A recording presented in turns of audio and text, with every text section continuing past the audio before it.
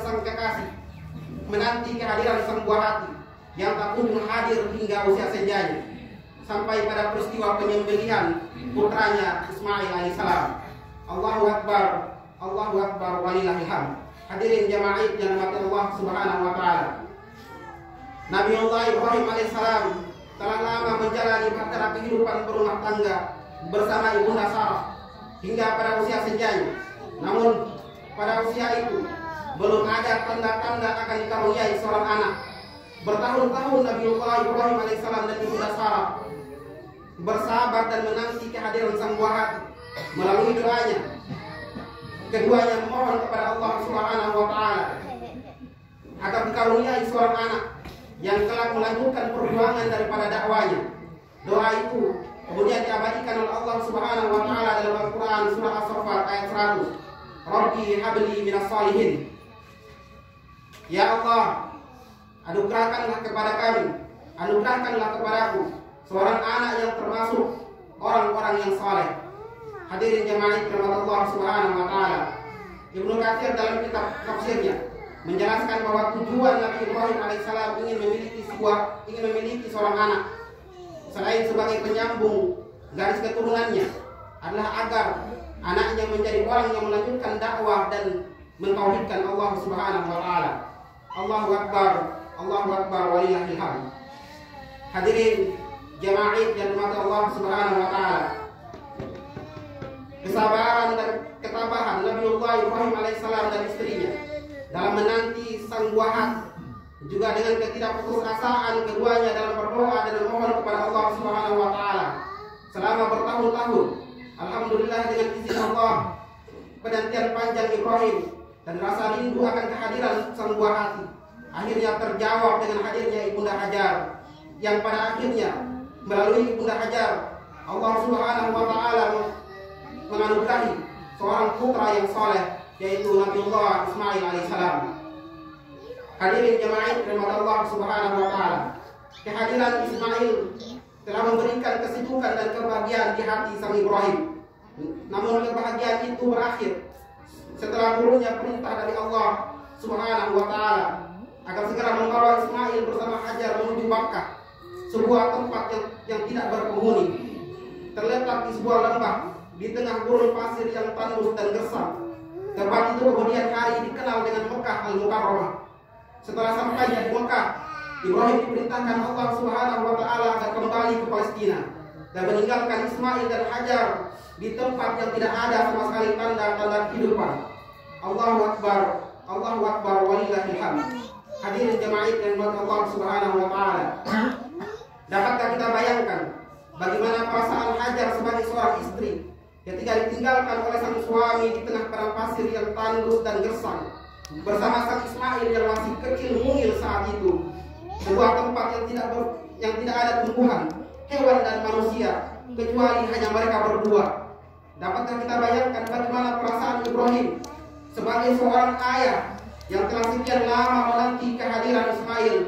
Setelah hadirnya Ismail, diperintahkan untuk meninggalkan anak dan istrinya di tempat yang tidak ada sama sekali tanda-tanda kehidupan.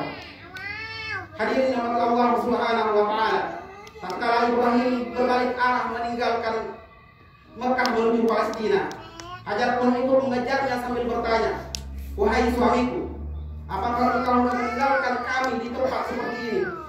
Pertanyaan itu berkali-kali dilontarkan oleh ibunda Hajar alaihissalam. Namun pertanyaan itu tidak dijawab oleh Nabiullah Ibrahim alaihissalam. Yang terlihat hanyalah tetesan air mata yang jatuh membasahi pipinya sebagai bentuk cinta dan kasih sayang terhadap anak dan istrinya. Namun di balik itu semua, Ibrahim menyadari bahwa apa yang ia lakukan merupakan bukti ketaatannya terhadap perintah Allah Subhanahu wa taala. Sampai pada akhirnya muncul sebuah pertanyaan dari ibunda Hajar, "Wahai suamiku, apakah semua ini adalah perintah dari Allah Subhanahu wa taala? Jika memang ini adalah perintah dari Allah Subhanahu wa taala, maka lakukanlah. Pergilah wahai suamiku.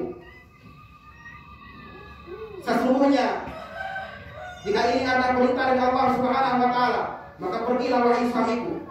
Sesungguhnya Allah tidak akan membiarkan kami menderita dan mati di tempat ini." Hadirin jemaah yang dirahmati Allah Subhanahu wa taala, semua yang dilakukan oleh Nabiullah Ibrahim alaihissalam merupakan bukti sejarah pengorbanan, bukti ketaatan seorang hamba terhadap Tuhannya. Begitupun juga ketaatan ibunda Hajar terhadap suaminya, merupakan bukti pengorbanan dan ketaatan terhadap perintah Allah Subhanahu wa taala. Apa yang dilakukan oleh keduanya, yaitu Nabiullah Ibrahim alaihissalam dan ibunda Hajar, merupakan bukti keimanan dan ketakwaan yang kokoh kepada Allah Subhanahu wa taala.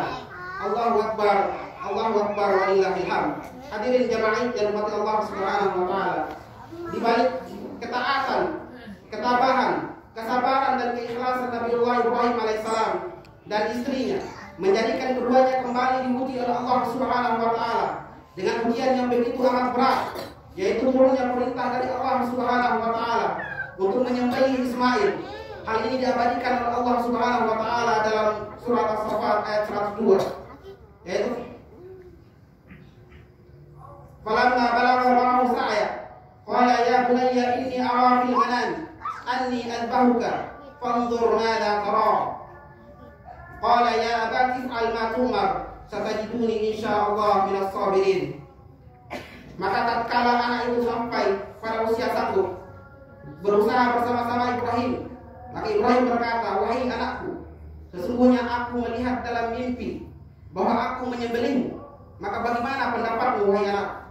Ismail pun menjawab, qala ya abati, wahai ayahku, if'al ma tumar, lakukanlah apa yang diperintahkan Allah kepadamu. Satajiduni insyaallah minas sabirin. Sesungguhnya engkau akan mendapatiku termasuk orang-orang yang sabar. Hadirin jemaah yang dirahmati Allah Subhanahu wa taala.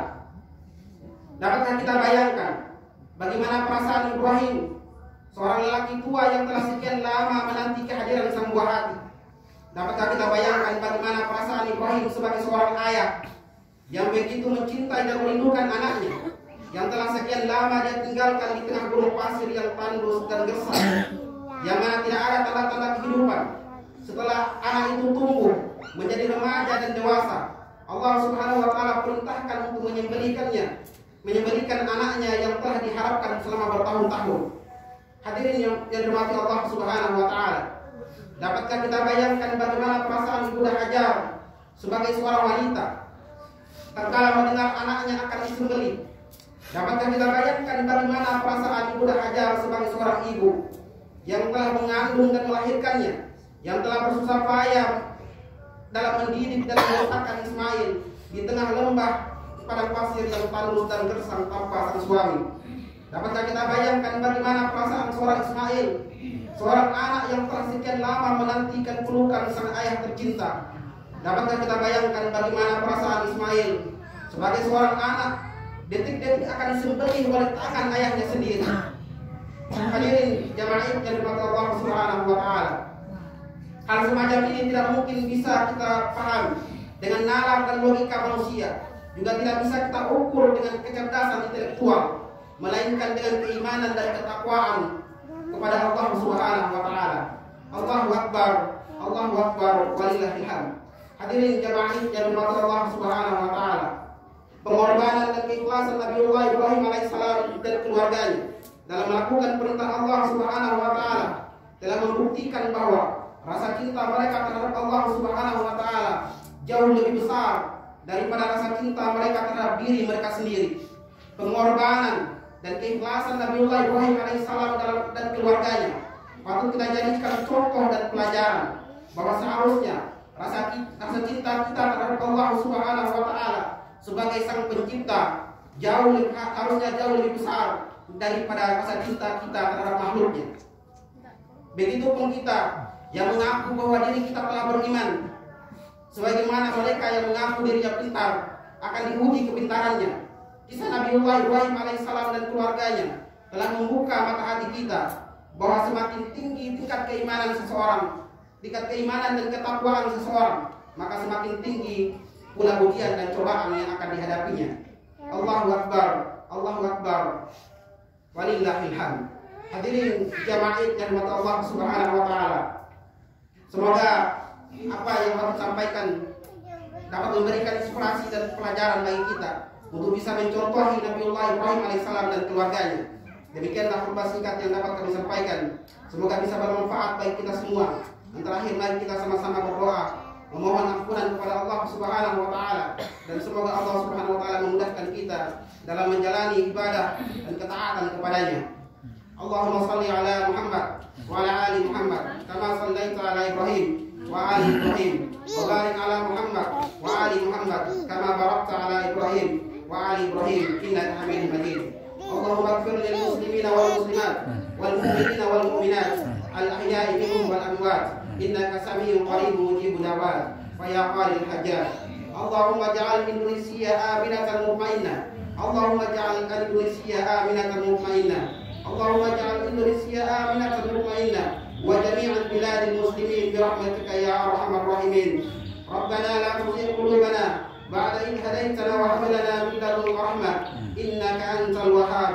Rabbana hab lana min azwajina wa dhurriyyatina qurrata a'yun waj'alna lil muttaqina imama. Rabbana zalamna anfusana wa in lam taghfir lana wa tarhamna lanakunanna minal khasirin. Rabbana atina fid dunya hasanah wa fil akhirati hasanah wa qina adzaban nar. Subhana rabbika rabbil izzati amma yasifun wa salamun alal mursalin walhamdulillahi rabbil alamin. Assalamualaikum warahmatullahi wabarakatuh.